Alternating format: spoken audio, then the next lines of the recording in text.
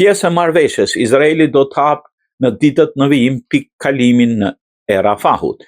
Izraeli njoftoi për një hapje të pjesme të pikëkalimit kufitar të Rafahut që lidh rripin e Gazës me Egjiptin, si pjesë e marrëveshjes së armëpushimit me Hamasin, grupi palestinez të shpallur organizatë terroriste nga Shtetet e Bashkuara dhe Bashkimi Evropian. Megjithatë, pikëkalimi do të hapet vetëm për palestinezët që duan të largohen nga territori, në përputhje me marrëveshjen e armëpushimit dhe në udhëzimin e spektrit politik. Pikëkalimi i Rafahut do të hapet në ditë në vijim ekskluzivisht për daljen e banorëve nga rripi i Gazës për në Egjipt, tha Kogat, që është autoritet përgjegjës për zbatimin e politikave izraelite në territoret palestineze.